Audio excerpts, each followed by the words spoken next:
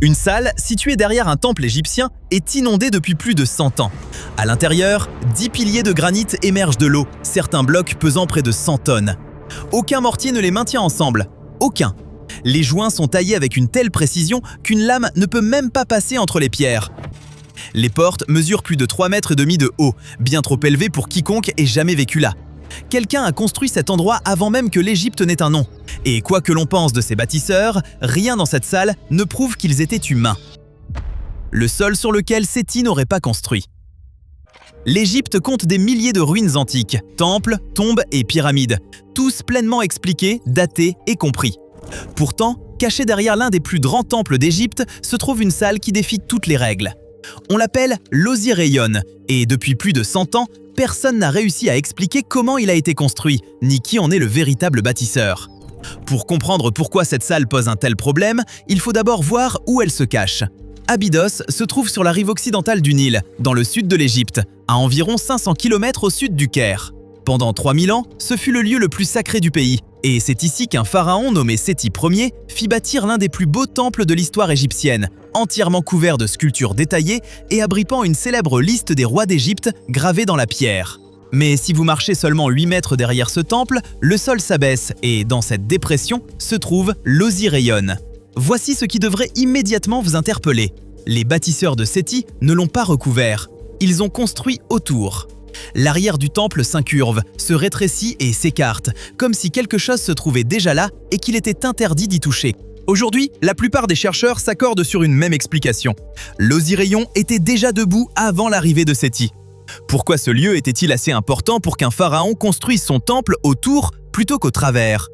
Parce que les Égyptiens croyaient que cet endroit précis abritait le corps d'Osiris, leur dieu de la mort. La légende racontait que son corps avait été déchiré et dispersé à travers le pays et que ses restes les plus sacrés reposaient ici même. Ce n'était pas un simple récit destiné à divertir, c'était le cœur même de la religion égyptienne. Seuls les prêtres admis après une initiation secrète pouvaient s'en approcher. Tous les autres devaient rester à distance. Et ce sol ne renfermait pas seulement des mythes, il renfermait aussi de véritables corps, morts pour de véritables raisons. À moins de 3 km du temple de Séti, les archéologues ont découvert la tombe d'un roi primitif nommé Djer, entouré de 318 tombes distinctes. 269 autres tombes encerclent également la zone. La plupart des personnes enterrées là étaient de jeunes femmes, probablement issues de sa propre maison. Et voici le détail impossible à ignorer. Toutes ces tombes partagent le même toit. Cela signifie que toutes ces personnes sont mortes le même jour, enterrées ensemble au moment même où leur roi l'était. Des centaines de personnes tuées en même temps pour l'accompagner dans l'au-delà. C'est sur ce sol imprégné de mort, bien avant l'arrivée de Séti, que l'Osiraion a été construit. Et en 1902, lorsque les archéologues ont enfin creusé dans le niveau inférieur derrière le temple, ce qu'ils ont découvert ne semblait pas seulement ancien, il paraissait anormal. Ce qu'ils ont trouvé dans l'eau. En 1902, une équipe d'archéologues a commencé à fouiller derrière le temple de Séti. Les recherches étaient dirigées par Edward Naville pour le compte du Fonds d'exploration de l'Égypte. À ses côtés travaillait Margaret Murray, une chercheuse méticuleuse et rigoureuse sous la direction du célèbre archéologue Flinders Petrie. Aucun d'eux n'avait la moindre idée de ce qu'ils allaient découvrir. L'entrée était un passage de pierre qui s'enfonçait sur 69 mètres, droit dans la terre. Il les éloignait des murs peints et lumineux du temple de Séti pour les plonger dans une obscurité totale. Plus ils avançaient, plus l'eau recouvrait le sol sous leurs pieds. Une fois arrivés en bas, ils ne marchaient plus, ils progressaient dans l'eau. Ce n'était pas une fouille ordinaire, c'était une lente avancée dans une eau toujours plus profonde vers une chambre scellée, oubliée depuis des milliers d'années. Puis soudain, leurs torches l'ont révélé. 10 immenses piliers taillés dans un granit rouge massif émergeaient de l'eau en 2 rangées parfaitement droites, soutenant d'énormes blocs de pierre au-dessus d'eux. Certains de ces blocs pesaient près de 100 tonnes, soit approximativement le poids de 15 éléphants adultes, soutenus uniquement par de la pierre reposant sur de la pierre. Pour remettre cela en perspective, les plus gros blocs de la chambre la plus célèbre de la Grande Pyramide pèsent entre 50 et 80 tonnes. Ce que Naville et Murray avaient sous les yeux était plus lourd que tout ce qui avait jamais été découvert en la structure la plus légendaire d'Égypte. Mais le poids n'était même pas l'aspect le plus troublant. Ces blocs étaient assemblés sans le moindre mortier, sans colle, sans rien. Uniquement grâce à la précision de leur taille, avec un ajustement si parfait qu'une lame de couteau ne pouvait pas passer entre eux, pas même dans les angles, pas même après des milliers d'années sous l'eau. Les surfaces étaient lisses et polies, manifestement finies avec un véritable savoir-faire et une immense patience, sans la moindre précipitation. Ce n'était pas une structure construite à la hâte. Elle avait été réalisée par quelqu'un qui voulait qu'elle survive bien au-delà de sa propre vie. Voilà pourquoi ce détail comptait autant pour Naville et Meuret à cet instant précis. Rien ici ne ressemblait à ce qu'aurait dû être une construction de la 19e dynastie. Le temple de Séti, à seulement quelques pas, était entièrement couvert de peintures et de sculptures, exactement ce que l'on attend de cette époque. Cette salle, en revanche, n'avait rien de tout cela. Aucune couleur, aucune décoration, seulement une pierre froide et silencieuse empilée avec un niveau de précision qui semblait totalement déplacé pour son époque. Et c'est précisément cette contradiction qui les a le plus troublés. Les fouilles elles-mêmes étaient éprouvantes. La nappe phréatique montait sans cesse autour de leurs bottes, parfois plus vite qu'ils ne pouvaient évacuer l'eau. De vastes parties de la structure inférieure restaient totalement submergées malgré tous leurs efforts. Chaque pas en avant signifiait davantage de boue, davantage de froid et davantage de pierres qu'ils ne pouvaient ni voir ni étudier complètement, dissimulées juste sous la surface. Lorsqu'ils sont enfin remontés, une question les a accompagnés hors de la chambre et ne les a plus jamais quittés. Si cette structure n'avait pas été construite comme tout ce qui datait de l'époque de Séti, alors qui l'avait réellement construite? Et depuis combien de temps se trouvait-elle là, silencieuse et inondée, avant même le règne de Séti? Cette question s'est révélée bien plus difficile à résoudre que quiconque ne l'avait imaginé, car dès que l'on examine de près la manière dont ce granit a réellement été taillé et mis en place, une vérité simple mais dérangeante apparaît. La pierre qui ne devrait pas être possible. Le granit utilisé pour construire cette structure ne provenait pas des environs d'Abydos. Il avait été extrait des carrières d'Assouan, situées à environ 400 km de là, puis transporté sur toute cette distance jusqu'à cet endroit précis. Des blocs de 100 tonnes déplacés sur 400 km par des méthodes que les archives historiques de l'époque n'expliquent pas clairement. Ce n'est pas une supposition, c'est un véritable problème non résolu au cœur de l'archéologie égyptienne, et cela devient encore plus étrange lorsqu'on regarde les détails de plus près. La question de savoir comment les anciens Égyptiens ont réussi à tailler le granit avec une telle précision intrigue les spécialistes depuis 1883, lorsque le célèbre archéologue Flinders Petrie l'a soulevé publiquement. Ce n'est pas un mystère récent inventé pour des vidéos sur Internet, c'est une véritable lacune documentée dans notre compréhension qui existe depuis plus de 100 ans. Voici les preuves physiques qui maintiennent cette question ouverte. Dans les anciennes carrières de granit égyptiennes, les archéologues ont découvert des trous de forage presque parfaitement circulaires. Aucun éclat, aucun bord irrégulier, aucune trace de main tremblante. Un résultat aussi net et aussi lisse n'est normalement possible qu'avec un forage contrôlé et régulier. Pourtant, les outils supposés disponibles à l'époque n'étaient que du cuivre et de la pierre, des matériaux qui n'auraient pas dû être suffisamment résistants pour tailler le granit avec une telle propreté. L'explication la plus couramment avancée par les spécialistes est que les ouvriers de l'Antiquité utilisaient une combinaison d'outils en cuivre, de sable comme abrasif et d'énormes quantités de travail patient, répété pendant de très longues périodes. C'est possible, mais même aujourd'hui, les expériences modernes n'ont jamais réussi à recréer entièrement une maçonnerie de cette ampleur et de cette précision en utilisant uniquement ces méthodes. Face à cette lacune, un groupe plus restreint de chercheurs, parmi lesquels l'ingénieur et auteur Christopher Dunn, a proposé une hypothèse bien plus troublante. Selon eux, une partie de la maçonnerie la plus précise d'Égypte ne correspond tout simplement pas aux capacités des outils de cette époque et pourrait appartenir à une tradition plus ancienne et plus avancée, totalement perdue dans l'histoire. Cette théorie se situe en dehors du courant dominant, elle n'est pas considérée comme un fait établi, mais elle existe et mérite d'être entendue, car personne n'est parvenu à la réfuter complètement. Il existe aussi un coup plus sombre, même derrière l'explication traditionnelle.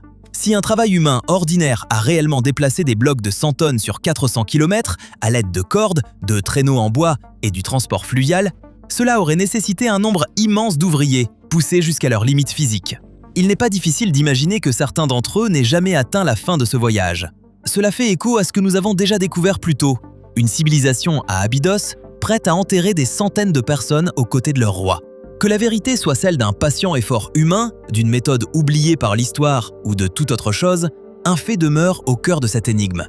Cette pierre n'aurait pas dû pouvoir être taillée avec une telle précision à l'aide des outils que l'on nous dit disponibles. Mais la pierre n'est pas la seule chose qui pose problème ici, car dès que l'on dépasse le granit et que l'on commence à lire ce qui est réellement gravé sur ces murs, un mystère encore plus étrange apparaît, avec le nom de Séti inscrit partout. La signature falsifiée. Gravés sur les murs de cette structure figurent les noms de Séti Ier et de son successeur, Meremta. Leurs symboles royaux, appelés cartouches, constituent la seule preuve écrite reliant directement cette structure à l'époque de Séti.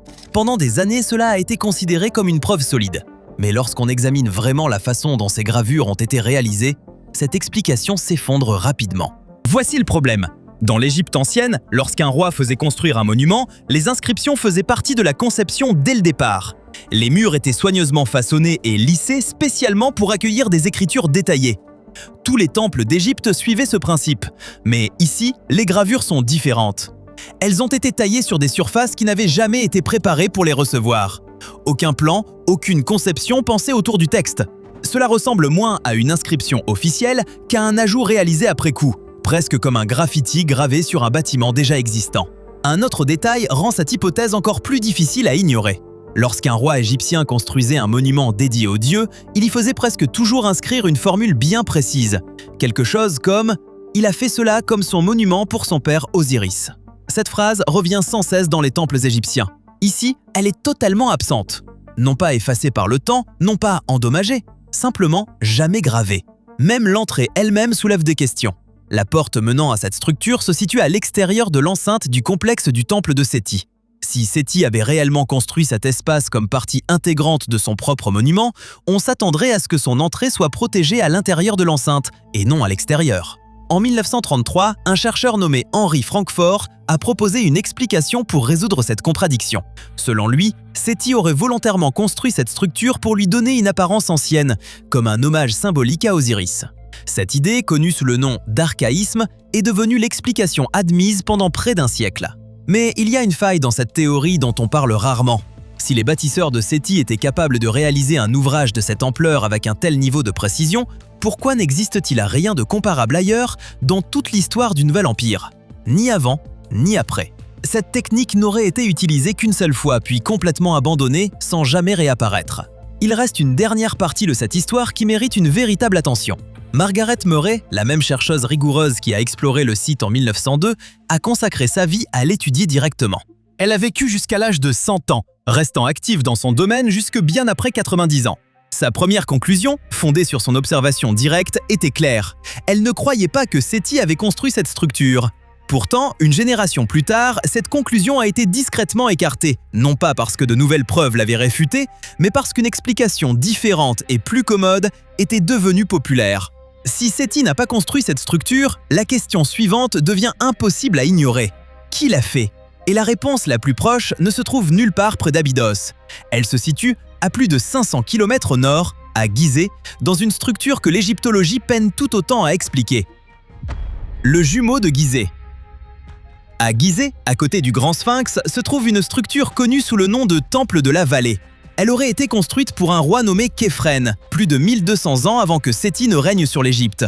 Et pourtant, lorsqu'on la place côte à côte avec la structure située derrière le temple de Séti, les similitudes deviennent impossibles à ignorer. Toutes deux sont bâties avec d'énormes blocs de pierre. Toutes deux sont assemblées sans une seule goutte de mortier. Toutes deux partagent exactement le même style dépouillé et sans décoration, totalement différent de l'architecture très ornée typique de leurs époques supposées. Deux structures séparées par plus de 1000 ans et des centaines de kilomètres, construites selon des méthodes presque identiques. Et cela ne s'arrête pas là. Les murs de pierre entourant le Grand Sphinx lui-même présentent ce même style de construction. Ce ne sont donc plus deux structures qui se ressemblent, ce sont trois structures, réparties sur différents sites et différentes époques, qui montrent toutes les signes d'une même tradition de construction inexpliquée. En 1992, un géologue nommé Robert Schoch a présenté à la Société géologique d'Amérique des découvertes qui ont ébranlé les fondements de l'histoire égyptienne admise. Il a mis en évidence de profondes traces d'érosion verticale gravées dans les murs entourant le Sphinx, des motifs correspondant étroitement aux dégâts provoqués par de fortes pluies sur une très longue période. Le problème est simple, l'Égypte n'a pas connu de telles pluies depuis une période appelée la période humide africaine, qui s'est terminée il y a environ 5000 ans. Si Schoch a raison, le Sphinx lui-même pourrait être bien plus ancien que ce qu'affirme l'histoire traditionnelle.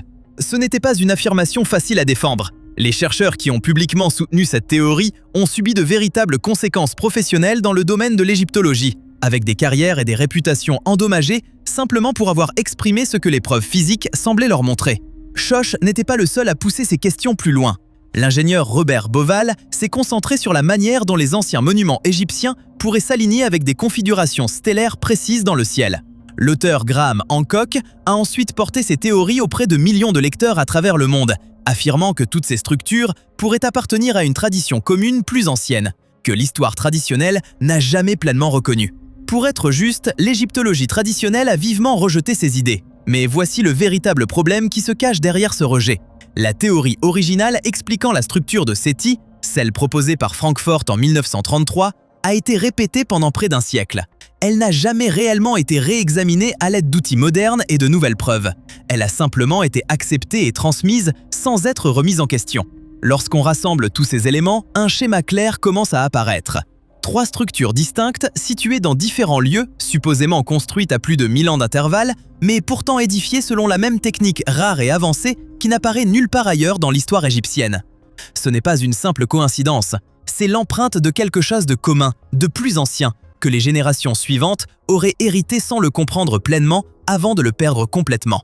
Ce schéma commun soulève une dernière question troublante, car lorsque l'on pénètre réellement dans ces chambres et qu'on les compare aux proportions d'un corps humain normal, elles ne semblent pas seulement anciennes. Elle ne semble pas avoir été construite pour nous. Elle ne semble pas avoir été construite pour nous.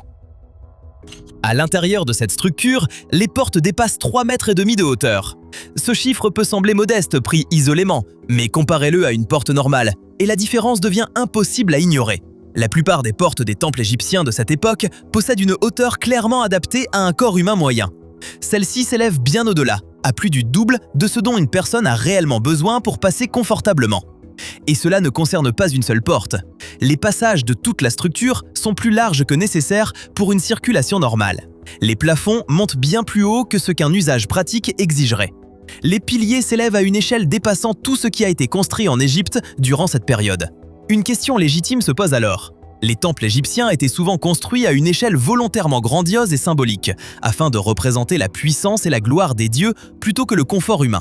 C'est vrai, et cela mérite d'être dit clairement. Mais c'est ici que cette explication commence à se fissurer. Ce type d'échelle symbolique surdimensionnée concernait généralement les parties extérieures et publiques d'un temple, celles destinées à impressionner les visiteurs et les fidèles. Les espaces intérieurs privés et fonctionnels de la plupart des temples, les zones réellement utilisées chaque jour par les prêtres, restaient adaptés à des proportions humaines normales. Ce schéma se retrouve presque partout ailleurs dans l'architecture religieuse égyptienne. Cette structure le brise complètement. Même ces passages intérieurs, les parties qui n'étaient jamais destinées à être montrées au public, restent surdimensionnées. Ce n'est pas de la décoration, ce n'est pas un symbolisme destiné à impressionner les étrangers. C'est une cohérence d'échelle qui n'a de sens que si cet espace n'a jamais été conçu autour de proportions humaines. Et voici un détail qui renforce encore ce malaise. Malgré sa présentation comme un monument funéraire dédié à un dieu de la mort, aucun reste humain n'a jamais été retrouvé à l'intérieur de cette structure. Aucun corps, aucune sépulture, rien qui confirme physiquement qui ou ce que cet espace était censé abriter. Nous sommes donc face à une structure qui ne semble clairement pas conçue pour un usage humain confortable et qui, pourtant, ne porte aucune trace de l'être ou de la fonction auquel elle était supposément destinée. Si cet espace n'était adapté ni à un pharaon de la 19e dynastie, ni à des visiteurs humains ordinaires, la seule question honnête qui demeure est aussi simple que troublante. Pour qui ou pourquoi cet espace a-t-il réellement été construit? Personne n'a jamais apporté de réponse satisfaisante à cette question, et elle demeure silencieusement inscrite dans cette pierre depuis plus de 100 ans. Chaque année, il devient plus difficile d'y répondre, car ce qui joue contre tous ceux qui tentent de résoudre ce mystère n'est pas seulement le temps, c'est l'eau. Le mystère qui s'efface. Au 1er siècle avant Jésus-Christ, un écrivain grec nommé Strabon a voyagé en Égypte et décrit une structure à Abydos correspondant étroitement à celle située derrière le temple de Séti. Voici le détail qui bouleverse toute cette chronologie. Strabon écrivait plus de 1000 ans après la fin du règne de Séti, et dans ses récits, il n'a jamais attribué cette construction à Séti. Au contraire, il l'a décrite comme un monument déjà ancien au moment où il l'a découvert. Réfléchissez à ce que cela signifie réellement. Des voyageurs grecs de l'Antiquité décrivaient déjà cette structure comme vieille, mystérieuse et inexpliquée plus de 1000 ans avant que les archéologues modernes ne s'en approchent. Ce mystère a désormais survécu à la curiosité de 2 civilisations entières, et il demeure encore irrésolu aujourd'hui. Et le compte à rebours ne s'est jamais arrêté. Aujourd'hui, les parties inférieures de cette structure se trouvent sous la nappe phréatique, et cette eau n'a fait qu'augmenter avec le temps. Après l'achèvement du haut barrage d'Assouan, le niveau des eaux souterraines dans toute la région a fortement monté, poussant encore davantage d'eau dans un espace déjà partiellement inondé. Voilà l'ironie, aussi amère que douloureuse, au cœur de ce mystère. Un projet d'ingénierie moderne, construit pour contrôler et gérer le Nil, est peut-être en train de noyer lentement les preuves mêmes qui permettraient enfin de comprendre un ancien mystère d'ingénierie qui l'a précédé. Des analyses récentes ont ajouté une couche encore plus étrange à cette histoire. L'eau qui remplit aujourd'hui cette structure n'est pas une simple eau souterraine ordinaire. Elle semble être un mélange contenant une ancienne eau du Nil datant d'avant la construction du barrage, remontant par des canaux que les experts ne comprennent toujours pas entièrement. Cela crée un problème concret et douloureux pour tous ceux qui tentent aujourd'hui de résoudre ce mystère. Les chercheurs qui essaient d'étudier les parties inférieures de la structure doivent travailler dans une eau trouble qui dissimule les surfaces et empêche toute inspection rapprochée. Les preuves même qui pourraient enfin répondre à ces questions disparaissent année après année, tandis que le débat se poursuit sans jamais parvenir à une conclusion. Voici donc le moment où tout ce que nous avons découvert finit par se rejoindre. Qui a réellement extrait et transporté cette pierre impossible? Qui a gravé son nom sur une structure qui appartenait probablement à quelqu'un d'autre bien avant son arrivée? Qui a construit les structures presque identiques à plus de 1000 ans d'écart et à des centaines de kilomètres de distance? Et pour qui ou pourquoi cet espace a-t-il réellement été conçu, alors que rien dans ces dimensions ne correspond à des êtres humains ordinaires? La structure est toujours là aujourd'hui, encore à moitié enfouie sous l'eau, toujours debout exactement au même endroit depuis des milliers d'années, attendant patiemment. Et la vérité qu'elle renferme, quelle qu'elle soit, commence à manquer de temps, car l'eau qui monte autour d'elle pourrait achever ce qu'un siècle de réponses confiantes et commodes n'a jamais réussi à faire. Elle pourrait effacer définitivement les preuves avant que quiconque puisse établir la vérité avec certitude.